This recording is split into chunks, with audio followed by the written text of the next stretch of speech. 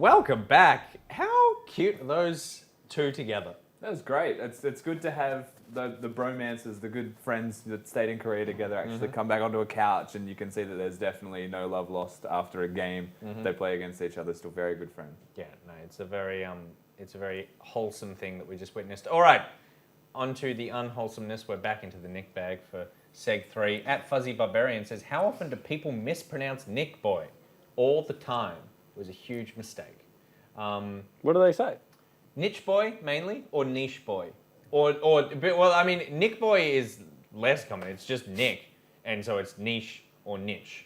But I feel like they do it deliberately. I was just going to say, I think people do it deliberately to irk you. No, these are Uber drivers. Oh, really? Oh. So I know that, because Uber drivers, like, you hop in, they're like, niche? Your stars are at stake if Whatever. you say that wrong. Whatever. I'm not even going to have this argument. You're like, yeah, I'm a bit of a niche. You know, you either love me or you hate me. And Yeah, that's true. You just laugh your way to the back. It's true. It's Take true. me to my destination. My Uber driver yesterday is developing an app, so if you're watching. But he also wanted me to give him my email address because he knew I was associated with games so that I could look at his app because it has a gamification element. And I was like, okay, well, I'll give you my email address. Clearly just going to give him a fake email address. And then he said, oh, well, I'm driving right now. Just text it to me. And I'm like, oh, what? Like, and then he was like, so he wrote he said his number, and I wrote it in my phone, and then I'm like about to send it. And he's like, so just send me that. And this is like like a quarter of the way in the trip. Got 3/4 of it left. He keeps referring back to it because I don't send the message. And then finally, as I'm hopping out, he's like, make sure you send that text message. And then he just stares at me. And I'm like, oh, yeah, I totally will. And as I shut the door, I hear him, and I'll use a fake name. But he says, as I shut the door, he just goes, and if you get a call from Uber Danny, make sure you answer it. And I was like, all right, Danny, get out. That's creepy. Massively regretting him dropping me outside You reported the front him, of the right? studio. I mean, it wasn't creepy until right at the end. But I feel like that's just harassment. I mean, yeah. Then I looked in my bag and I did find a pair of his underwear. So that's just like, it just... No, but it's not that. Like, if I'm catching an Uber, I like the fact that there is now an option where it's like, do you want them to be silent? I can be like, yeah. There's an option? Yeah, absolutely. I didn't know that. Yeah. That's a thing? That's great. Maybe I also... So, I didn't know that Jen, was a I thing. really hope Jenna's not watching, Yeah. because I'm going to get in a lot of trouble if she is. But Uber Comfort Oh, yeah. It's the choice. is the best thing yeah, that it has is. ever It happened. is, yeah, it I will is. pay the 15% more Yeah. Well, I mean... every day of the You week. sleep on cardboard boxes, so Yeah. every car is an Uber And box then that comes with you. I find perfect solution to all of this, Yep. AirPod Pros. Because you physically can't I hear actually them? can't hear them. Yeah. Is there really an option Yeah, for them to be quiet? there is. It's all I want from you guys. Like, seriously, I respect the hell out of you, but I don't at all. Stop like, talking to me. If you came into my office, I wouldn't just start talking to you about all the weird things that you talk to me about. All right, All Syntax Errors says, if you have a funny dream about someone, should you share it with them so we can all laugh at the stupidity of it? Or is it still a, oh, you're dreaming about me, that's weird kind of thing, asking for a friend? Share it, for sure. Share it. Yeah. Funny dreams? It sounds to me like it's a dream. crush. That's what it sounds like to me. Like you're Right, crushing someone. okay. Oh, okay, right. That's how I'm But reading you into could it. use that. Like, you're dreaming about me. It's like, yeah, because I care. Because you're fine, right? Sorry, I just thought of what you Yeah. said yesterday. Maybe it It's depends what the segue. dream was. Like it was some like really deluded fantasy. You probably want to keep that to yourself. I But mean, that's why isn't it's the funny, though. Isn't Or the maybe, real? or maybe you want to dilute it a little bit. I think first of all, we have to say, much like my Uber driver talking about his app, no one wants to hear about your dreams. Correct. No one wants to hear you talk about your dreams because there are no stakes involved. Doesn't matter what happens in a dream, anything could happen in a dream. So therefore, none of it is interesting because it's not like, oh my god, this weird coincidence of events lined up that somehow this bizarre event happened. It's all fake.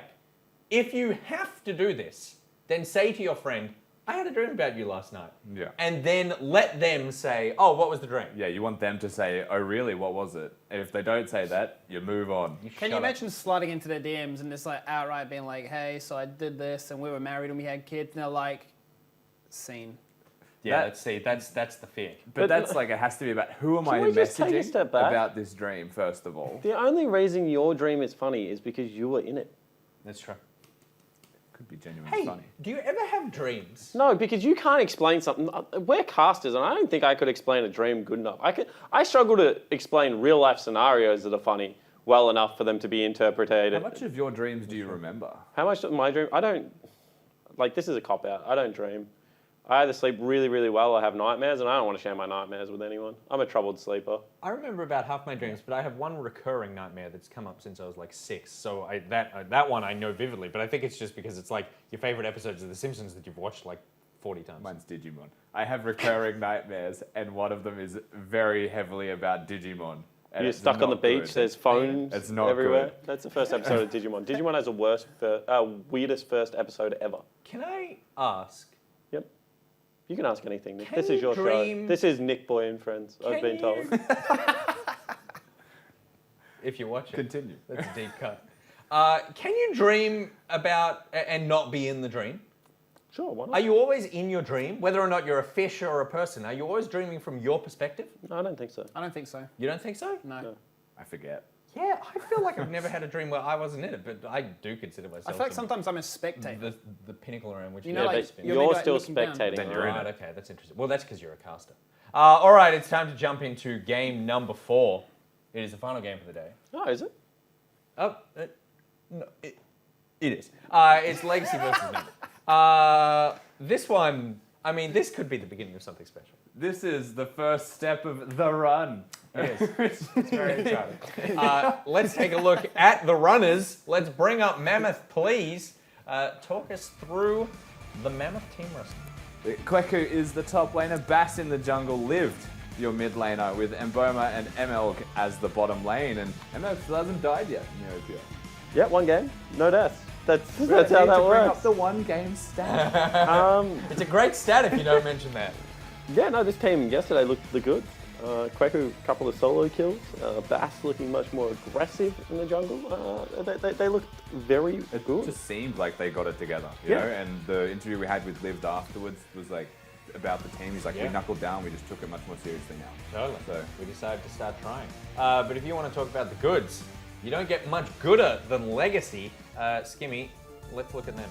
Yeah, it's going to be a pretty tough match for them to go up against. The second place Legacy, Tapun in the top lane, Babip in the jungle, Eminez in mid lane, and then the stars to the bot lane of Raisin Isles with Coach Jensen. You talk about one game to another. If this is their second step to take, then it's a very good test of that strength of that new bot lane. one could say an almost impossible hurdle is the next step here for Mammoth to try and take down Legacy, where Legacy on the side, the smiling assassin, maybe that's Isles now instead of a Biopanther. He's constantly smiling when he's in game.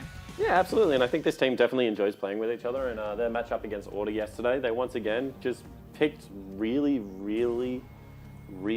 disrespectfully and pulled it off. So until someone actually punishes them, not called Chiefs, there's no reason for them to change their game plan at the moment. They just pick for scaling and then get to the late game and win. Yeah. Legacy have only been beaten by Chiefs. Mammoth have only beaten one other team. Is this the beginning of the run? Let's find out after this short break.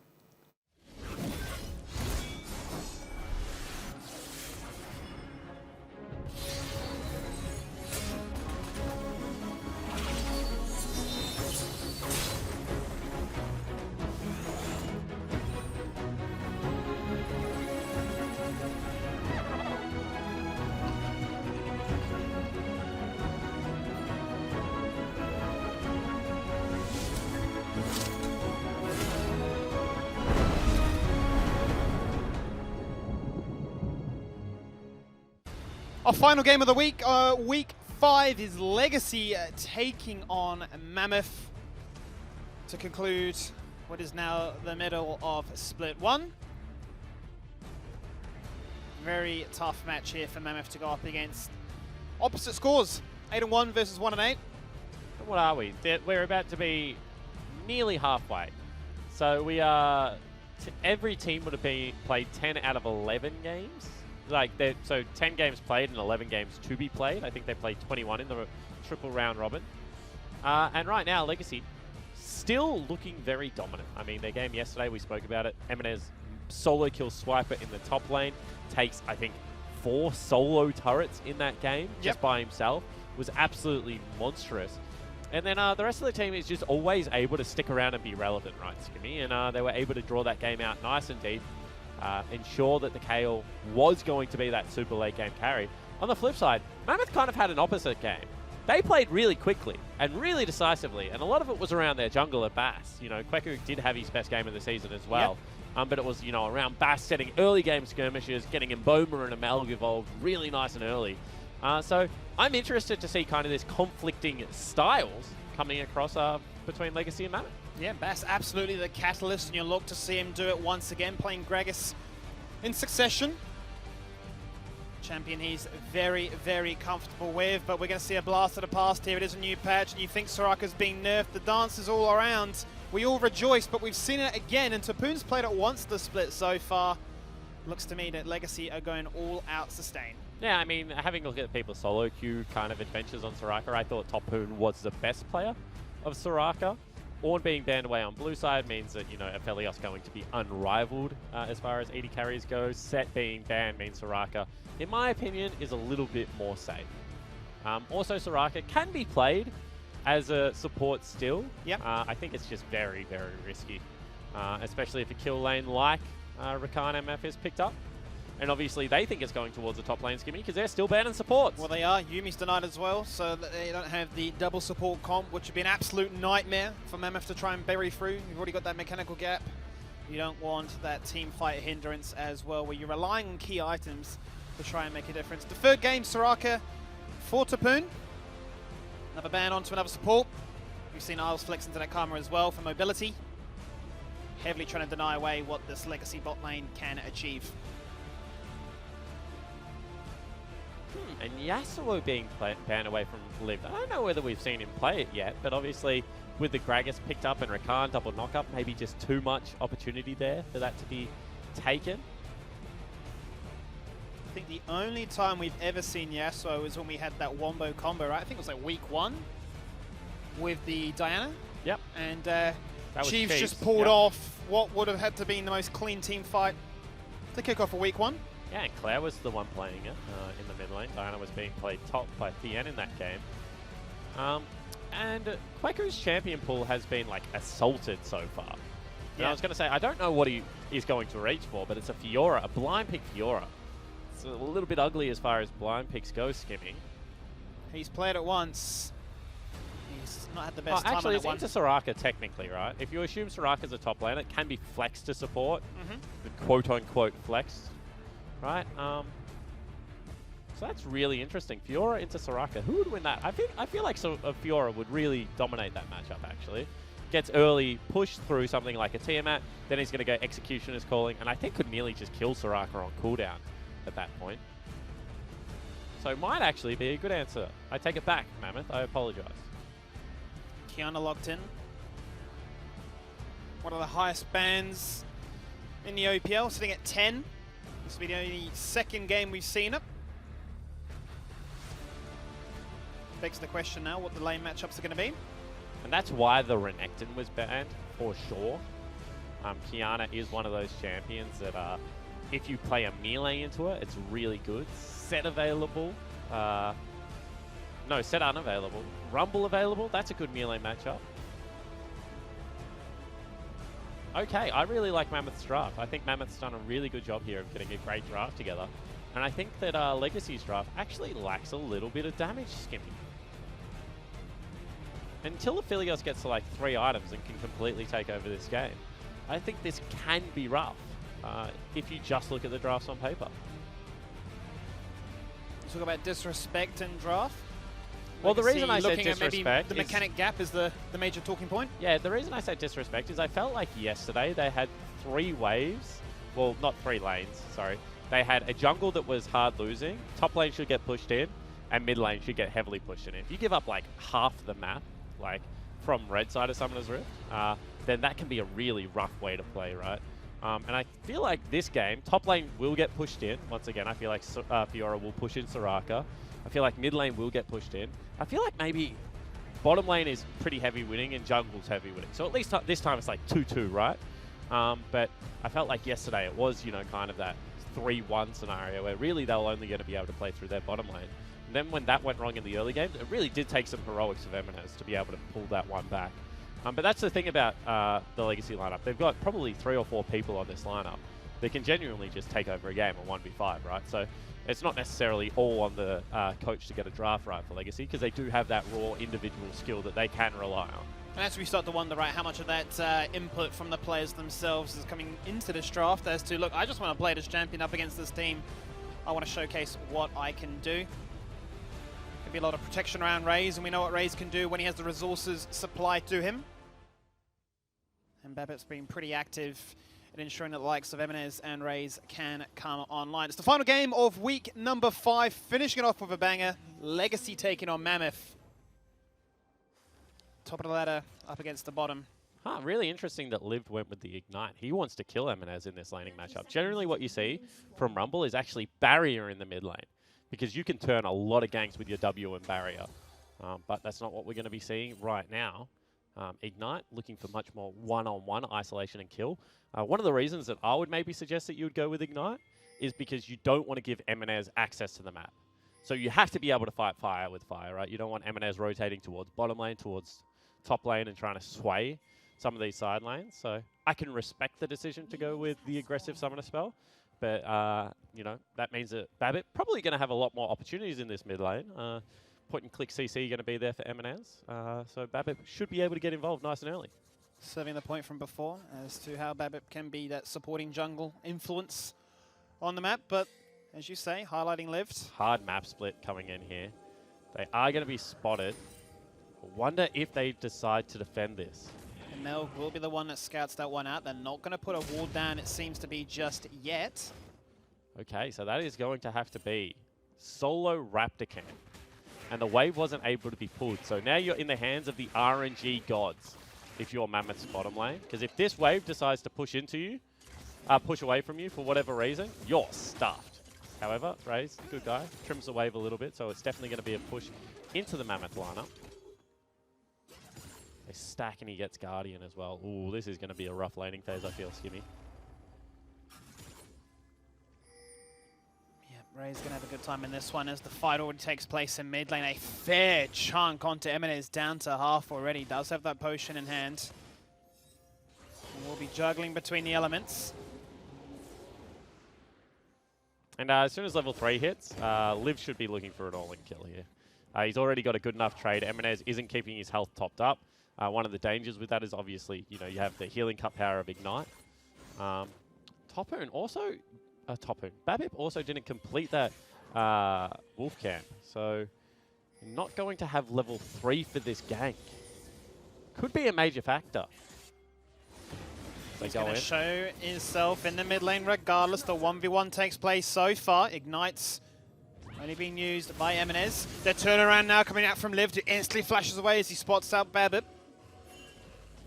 He's got the protection of the Fiora to come on down as top lane's pushed on in. And I feel like that's really nice communication between Babbitt and Eminez, because Eminez knew at level 3 that Liv was going to be looking for that all-in, and they win the summoner spell trade, and that mid lane wave now pushing back into Eminez, denying Liv all of that experience in gold, wasn't able to get back there. So that's really well coordinated between the Australian jungler and the Korean mid laner. Obviously communication at Legacy getting a little bit better at the moment. Yep, I've heard that he's been taking English lessons and getting better by the moment. I've had some very limited interactions with him, mainly very basic English and thumbs up. But he has definitely showcased his worth on this roster to date so far with some very impressive gameplay. I'm curious to see what options he goes with the boots. I've been plagued by the likes of Kiana going Mobies and just rushing. Going to say Bass could potentially look for something here. However, he's not going to go for it. Had the flash available, had body slam up as well as the predator boot, so could have looked a little bit more aggressively, I feel like, Skimmy. However, now counter jungling away a Raptor camp, trying to get himself back in this game. He's a full level behind Babbitt. It doesn't look like he's actually spotted out that Wolf camp hasn't been cleared yet as well, so he's only going to get the reset when he paths back to it now. And that's interesting, because I'm trying to think of reasons why you would leave that Wolf up. The only thing that comes to mind is you think that your bottom lane can get pushed with the map split, but then isn't going to be able to get it for the rest of the laning phase. Because if you still have push in bottom lane, you want to be able to go back and keep splitting this map away from Soraka. Soraka wants to play weak side.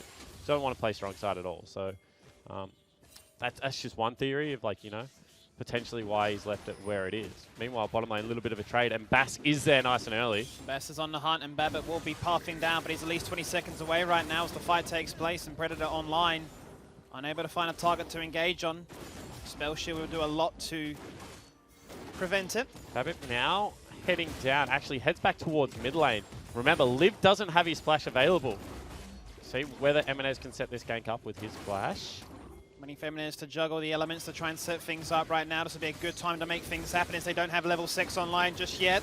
Damage comes out, Babbitt secures it, he tanks tower, and first blood online for Legacy. Yeah, really nicely played there from Babbitt. I mean, I feel like he just understood which lane he had to play around. We mentioned that Eminez needs to be able to have shove, needs to be able to get access to Summoner's Rift to really make this Qiyana work.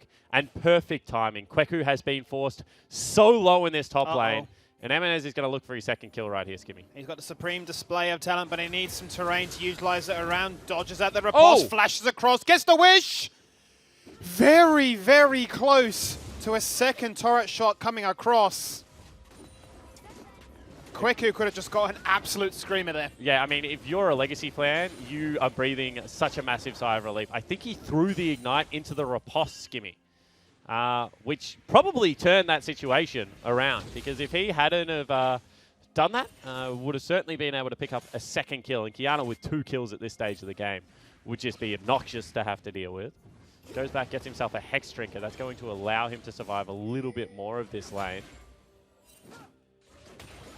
Little power spike for the early game for them to work with as Liv looks to shove this wave in. Did have some assistance there from Imelg. However, some experience leeching going on from Imelg. So Liv is still not level 6. That hurts. Which is a massive deal at this stage of the game. Wants to have the equalizer. Needs to be able to get Bass involved in some 2v2s, you feel like. It's been 1v2 pretty much the entirety of this laning phase. And you can see that Liv is still even in CS. But you really want this Rumble to be able to control and bully the lane. That's exactly why you pick it up. This is a deep ward coming in from Kweku. Actually, it's not even just a ward. Is he looking for a gank? It is a control ward right now. He's threatening. We may have second ideas on that one.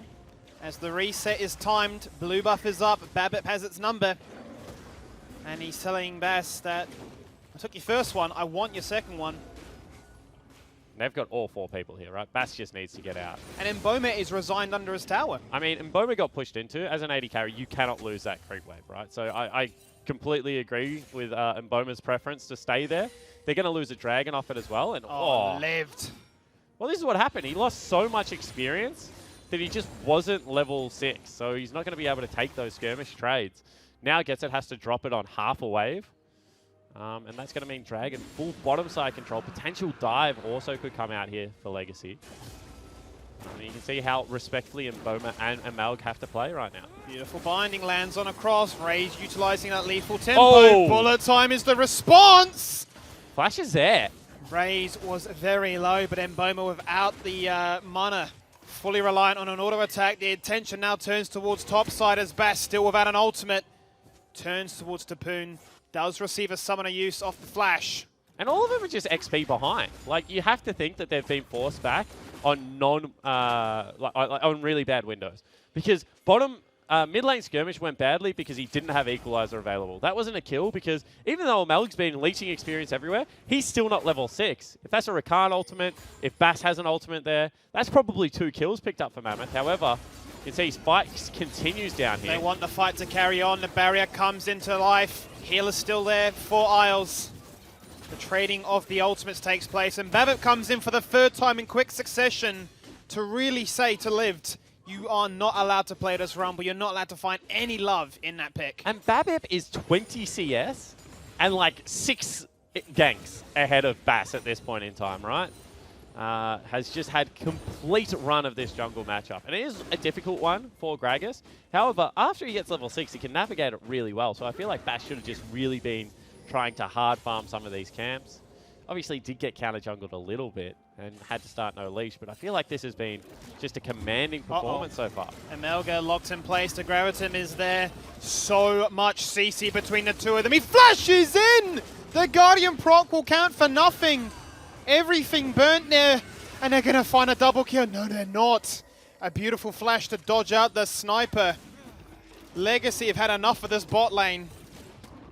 And they're ready to showcase their mechanical expertise. And they're so far ahead now. This is a 2,000 gold lead for Legacy. So much of that would be in the jungle position. Eminez now top lane. He's got Mobies. He is so free to roam around and make things happen. He's annoyed by what happened last time he took place against that Fiora. He's going to give his Korean counterpart a little bit of shoving assistance. Meanwhile, Babip just soloing out this Herald. Eminez is up there with ultimate, so it's very difficult to face check the area. So this is going to be a second neutral objective going over to the Legacy lineup. And honestly, Skimmy, they've had the run of things so far. They really have. You talk about getting those two crucial members online for Legacy at the start of this game. That's exactly what's happened. Yeah, I mean, you know, we talked about the fact that they only have, you know, dual damage threats. This is going to not be the best Olaf pickup because it's not partnered with something like Yumi. It is there really for the early game pressure. And Eminez and Raze need to be able to do damage. Well, right now, they're the two members with the kills. They're the two members having the best early game. Meanwhile, this is a full collapse coming out, Bass. This is a pinch. The flash! Oh, on towards the plant. Eminez very keen to sequence in that ultimate. Eminez has got it a little bit unlucky this game. So far, he's flashed into a blast cone. Like, he's also ignited a riposte. Like, that's probably, you know, on a different day when he's got a little bit more of the luck of the gods. They're probably 2 kills that he picks up there. Yeah. And we're talking about, you know, a 3-0 completely out of control Kiana that's running around Summoner's Rift. Don't get me wrong, still really strong at the moment. He's still up 20-odd CS and has himself a kill. But it's just not like the unstoppable Kiana that we've seen in games gone by. Graviton is still there, but he's going to back away. Morgana might be the one to go for. The sacrificial, whatever Morgana is, fallen Sacrificial angel. lamb, the angel, the one. There is no dashes available. Lift has ult and ignite. He can turn this. Oh, once again, it's who they're looking for. And Eminez just ints into the tower. I don't really know else how to describe that one. I mean, definitely worthwhile there for Lift. He has been camped so far in this game. However, to trade back a kill now, he's really online with the build that he's got as well. We've already talked about the fact that it is only really AD damage coming across. Babip needs to be careful. Amalg as well as Kweku were on a rotation there, Skimmy, but not going to happen. I'd like to see if we could get a replay for that one, if he was trying to juke out the equalizer pattern, whether or not that was the play. But regardless, let's keep our eyes on the action right here as Amalg dropped down to half. Can utilize, obviously, the multiple amounts of dashes and mobility in his kit. But that might cost some bottom lane turret right here. You see Raze has already put in some prior work on this one with complete bottom side control, and Boma really going to struggle to be able to approach this turret. And Aphelios does really make short work of them. Essence Reaver very, very close for Raze. He's got a lot of strength with his current arsenal of weapons there. And now this is a full rotation into the bottom lane side jungle. You can see that Eminez is also down there.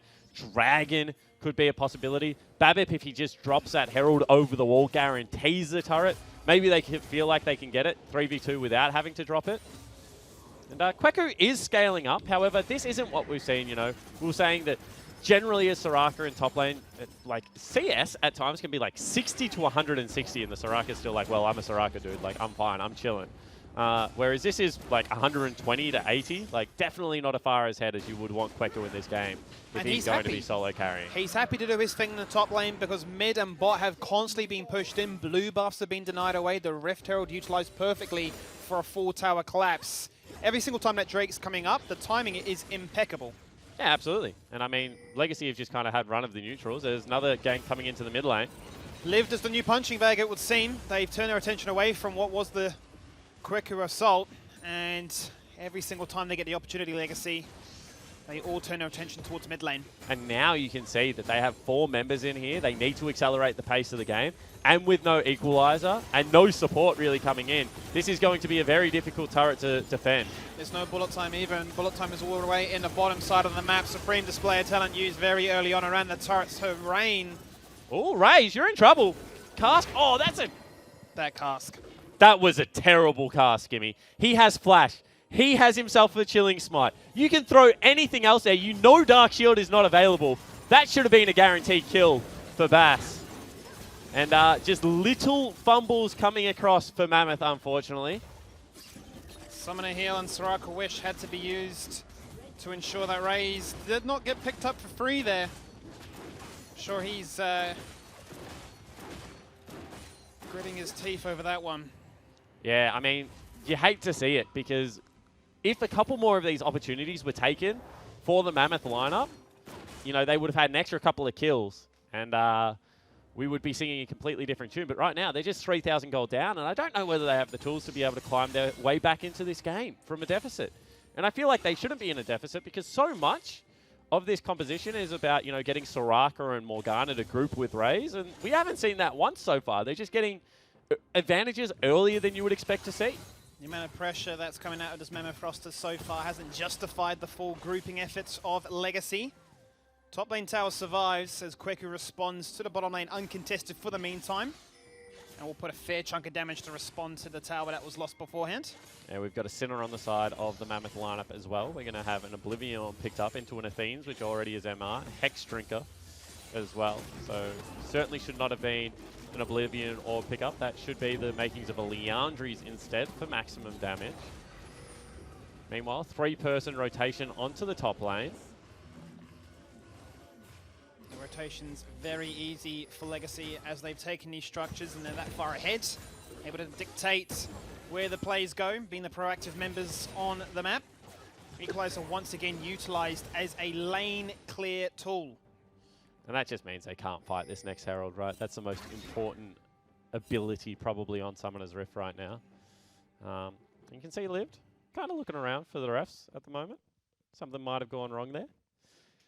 But this game so far has been pretty easy for the Legacy lineup. They really have just dictated the pace through their jungler Babbitt from go to woe. And it seems to be that is his style. That's what we always hype him up to be, right? As to he can make these star carry players on the roster do what they need to do, and he's done it to great effect. You talked about how strong that Rumble matchup could have been with the Ignite. He was just unfortunately unable to find the aggression because he has been camped so hard. And as you saw from that last play before we enter this pools, it's been resigned into a situation of I'm going to use an ultimate to clear out the waves, and disastrous when that becomes a cold hard truth. Yeah, and good guy Ben there, just helping one of the players untangle their mouse. Because that was what was going wrong, it looked like. The mouse was tangled. And Boma unable to micro. Yeah, but I mean, I want to talk about that, right? So we've really talked about how this is a mixed language roster. 2 solo laners on Legacy, they both speak Korean primarily. 3 members of the jungle, 80 carry support, they're all English speakers. So, you know, they've been doing English classes, they've been trying to get better. But when you have a look at kind of the ability to communicate in this game, it's honestly looked like greatly improved from the Legacy lineup. We had level 2 Olaf covering mid lane, ensuring that the pressure wasn't going to be there, you know, helping burn double summoner spells. And I think that that really has just been the key to the game. How well Kiana and Olaf have played together. And that seems a little bit different from the weeks of old, because typically speaking, Eminence was kind of left to his own devices to say, look, you're great, you've got the mechanics, you can beat people, I'm going to focus on either Tapoon or on Raze and Isles in that bottom lane. So the adaptation there showing a definite cohesion and an ability improvement as they now look to bully out this Soraka. A lot of abilities utilized to claim that one. What is the opportunity cost for Legacy to respond? I mean, honestly, they used nothing. They used a Malg's ult. That's it. They didn't even use Kweku's ult there. So, well, there you go. Yeah, that was really just an easy kill. And if you can get the split pusher ahead, you know, if you can get this Fiora in a situation where she can just 1v1 anyone in a side lane, which at 2 items she will be able to, then this game could still turn for the Mammoth lineup. I feel like they have a really strong 4. You know, great engage coming out of Bass as well as a Malg. Liv can clear waves as well as Mboma with the bullet time and the equalizer. So they really do have some great stalling tools. If this game is just going to be, hey guys, getting Kweku's backpack, let's see if we can win through a split pushing Fiora. And honestly, like, Kiana's not going to be able to kill Fiora.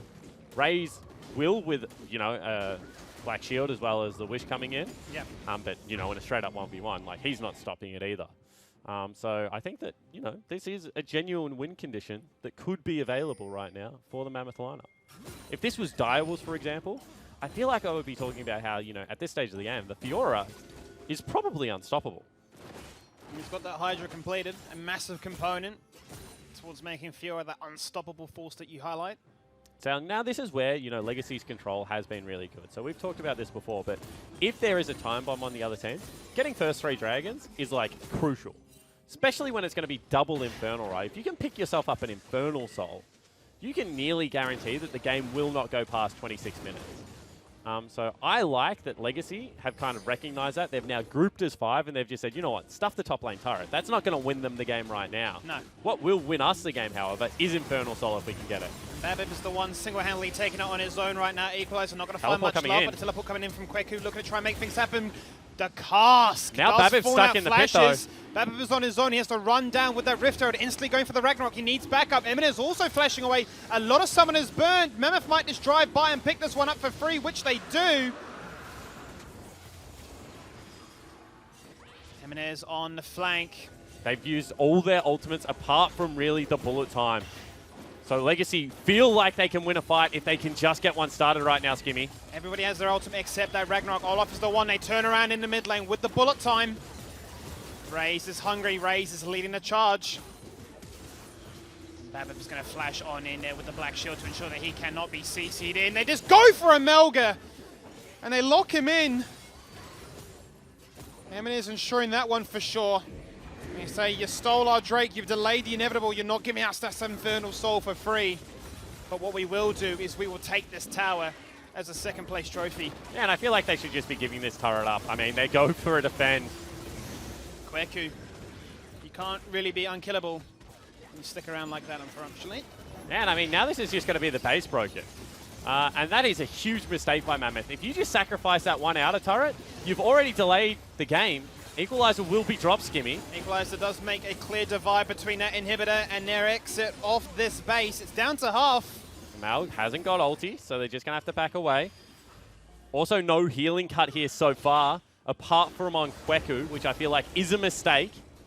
It looks like Lived is itemizing with that blasting wand now to try and go for the Morellonomicon, but as you say, Leandries would have been the preference. Yeah, I mean, I feel like he goes Leandries, and on the Misfortune, you just pick up the, you know, Execution is calling, which is so much cheaper. And Bullet Time does it for free. Yeah, you're talking about 2,800 gold invested for what Bullet Time can do for, like, you know, 800 gold of that price. So yeah, I feel like that is definitely my preference in this. He's also 60 CS down now on the Rumble, so he's not getting any opportunity to be able to build, you know, those big damage items like Death Cap, like Void stuff in this game.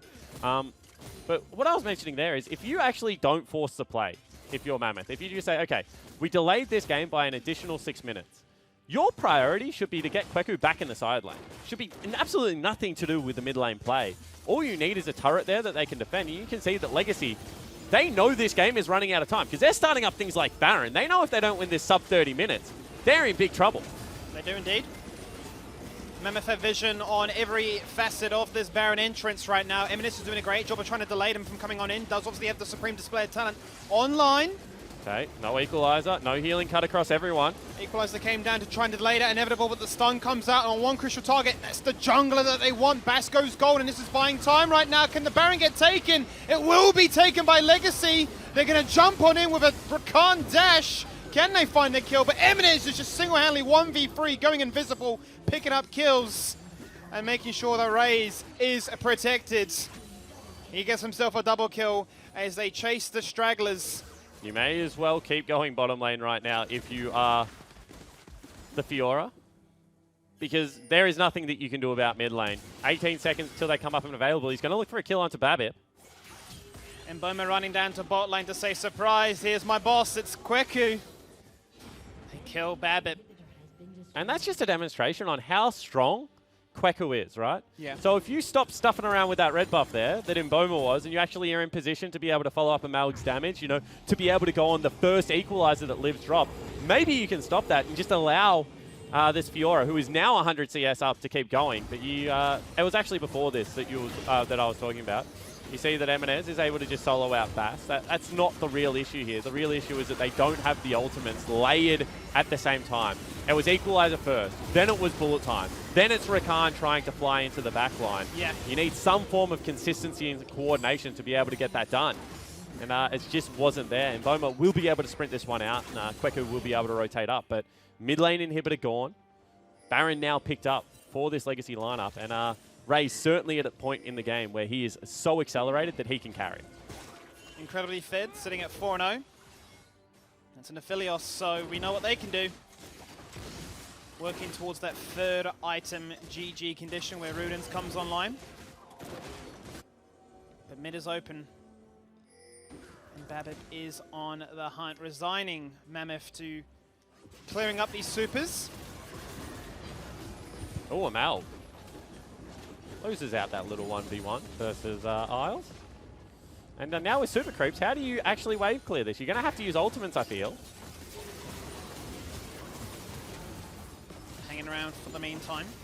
Eminence once again always looking for that flank, always looking for a key target. Going to jump straight onto Bash, who just gets deleted without a chance to respond.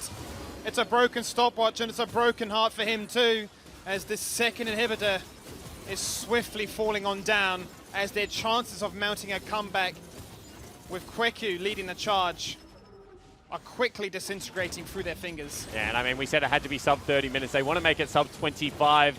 Super Creeps now starting to whack away at these turrets. They need to be able to clear the wave, Skimmy, but they're just not going for it. They're not. The Nexus turret 1 will fall on down. Eminence just single-handedly one-shotting Mboma. Bullet time was there. Bullet time could not be used. He finds a double.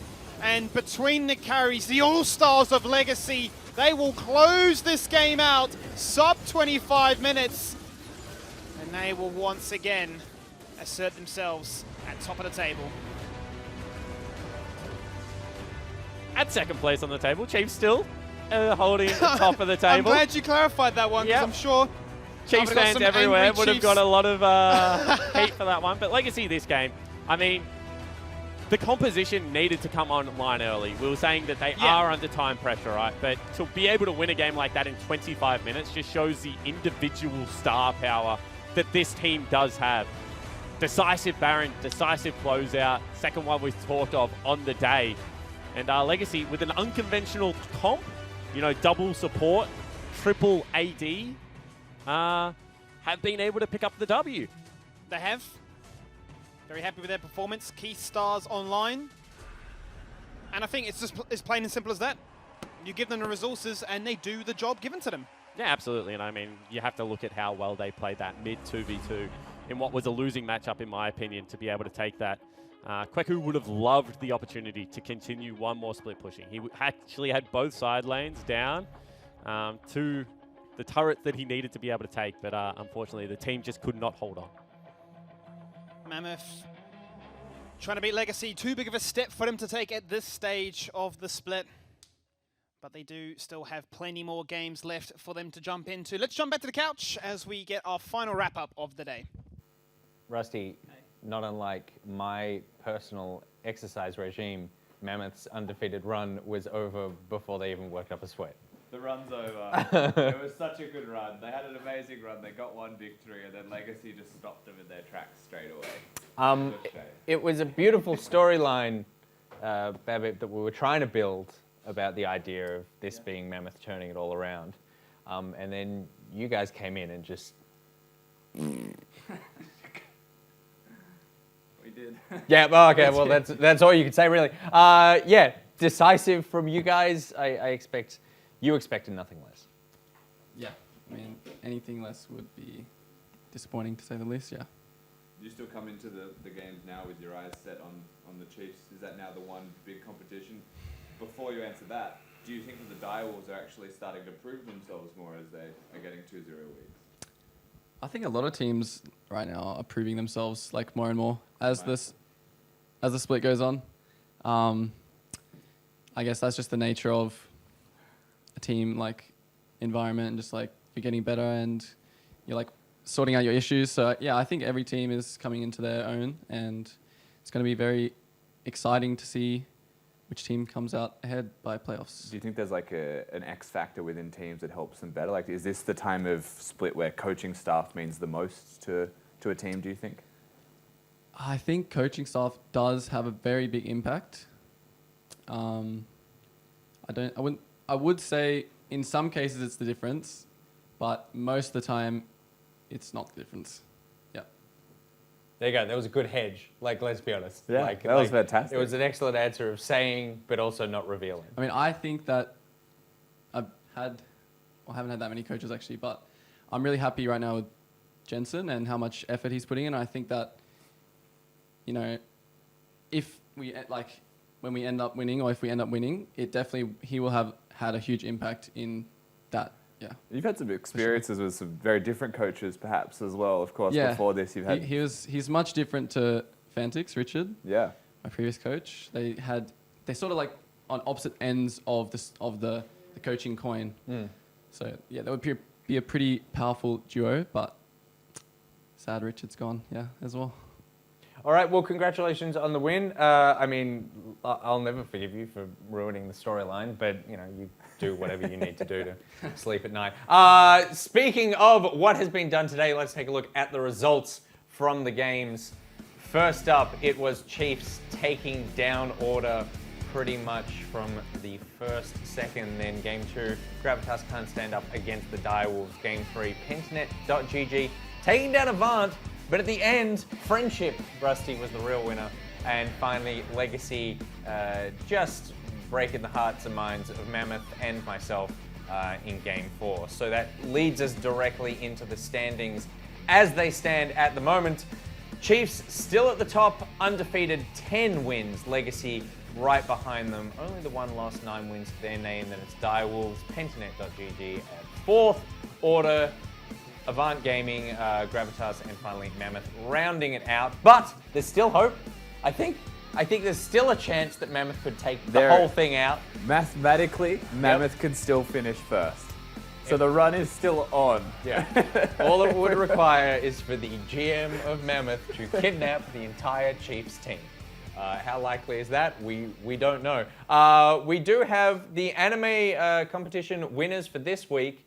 Let's take a look at what you sent in and who those winners were, because you get skins. You get skins and champions. And then this is the time where I sort of fill time while it comes up. But maybe instead I'll just plug the competition instead. I was show, or maybe I'm getting just now people are just laughing. All right, let's take a look at the schedule for next week.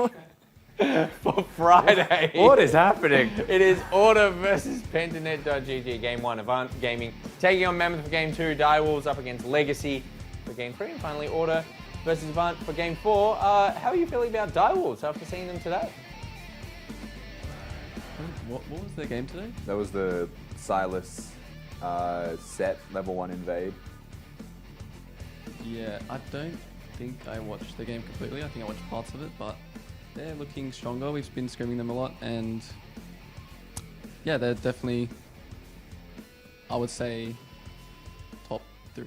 Clawing their way up? Yep. Yeah. I mean, considering like where the standings are, so it's top. The top 3 is pretty close.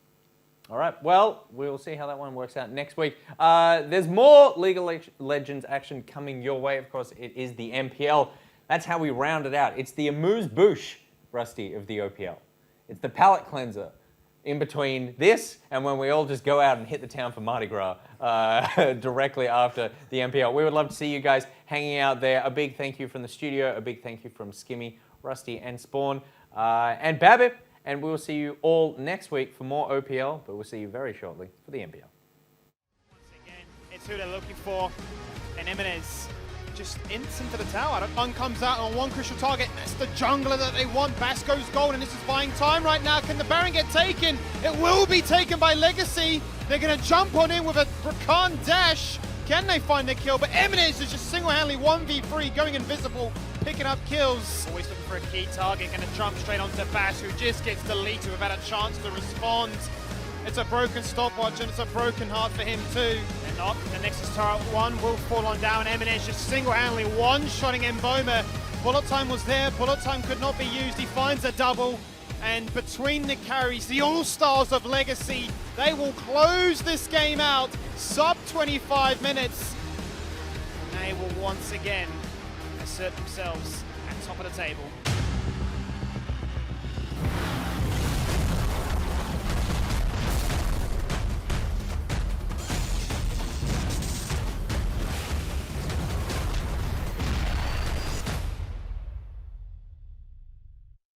Feeling the heat? Grab a pineapple or pineberry frozen Fanta mix at Macca's. With 36 flavours, it's the largest range in Australia. Grab one for only $1. A little goes a long way at Macca's.